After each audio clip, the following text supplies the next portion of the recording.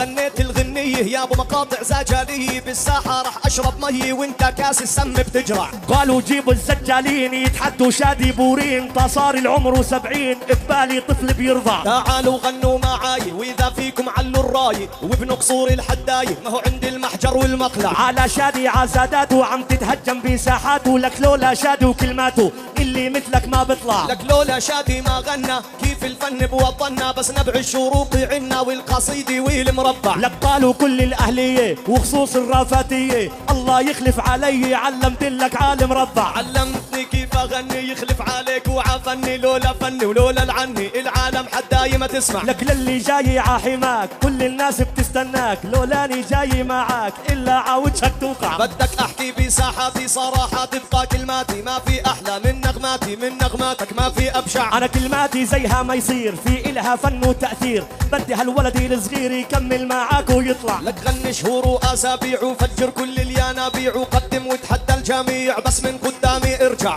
ما برجع من قدامك، لك بدي ازود آلامك، حتى لو جبت اهرامك باصبع اهرامك برفع. بعرف مزود آلامي لانك مش لاحق انغامي، ولانك بتغني قدامي ضعيف الهذا بتوجع. ما بغني قدامك ولا بزود آلامك، انا اللي بعلي هامك، معي راسك لازم ترفع. تبقى الهامي عالي وتزيدني معنوي، لا انك غالي علي او يا ابو القلب الاودع. قالوا هالزائريني للسمع الفلسطيني، شادي البوريني بس زميله ما بنفع. زميله بنفع بالقول وعنده النغمة على الاصول، بدلعونه وزاري في الطول وكل منه غنى ابدع. انتي لازم يا مزيون مكانك ما كانش هون، بدي تحط الميكروفون وتظبطي المشمع. بمسك ميكروفون بايدي بتشوف محلى القصيدة والكلمات المفيدة اللي ترضى المعنى بسمع. انا كلماتك يا محلاها واحنا بفنك نتباهى، الله يسعد مساها رفات تظل الأرواح يا حلالي يا مالي.